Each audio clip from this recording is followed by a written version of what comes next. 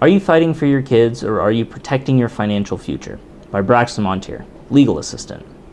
An accusation that gets thrown around a lot in a divorce action is that a parent doesn't actually want to spend time with his or her children. Usually, it's an accusation from a mother against a father. She accuses him of being motivated to seek more custodial time by the fact that the more time he has with the children, the less child support he pays.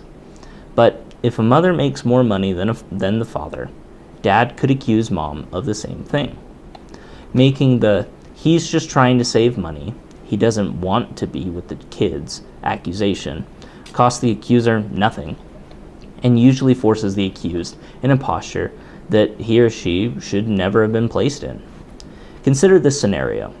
You love and adore your children, but your spouse is spiteful and vindictive.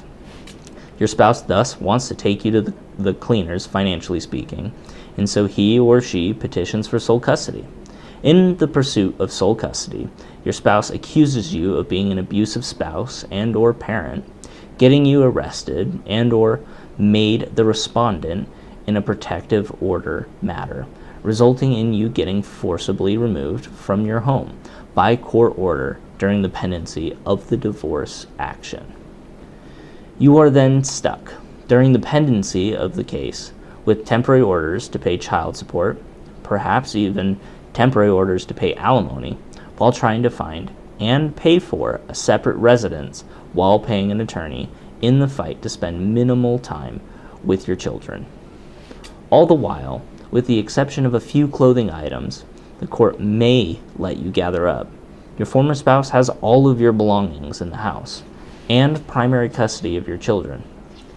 How do you prove that your desire for joint custody is out of love and responsibility for your kids, and that you aren't just trying to avoid paying support?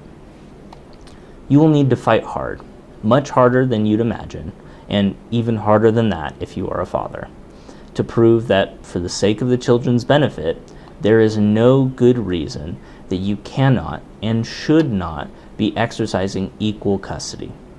Courts are shamefully not generally inclined to give fathers the benefit of the doubt in this regard. On the flip side of this issue, what if the accusations against you are true? If you are an absentee parent historically, and or you don't really want to spend that much time with your children, then you have made your own bed and you should lie in it. Your children deserve to be with a parent who actually cares for them. If you foist the bulk of the burden of childcare on your spouse, then your spouse deserves the funds needed to bear that burden. You should not be left homeless and starving by crushing child and alimony obligations, however, but you have no right to leave your children destitute either. While courts are slowly moving towards embracing the idea that the best parent is both parents, there is still a surprising amount of resistance to the idea in the legal system. If you are seeking joint custody of your children, don't expect the court to give you the benefit of the doubt, and be prepared to fight much harder than you expected.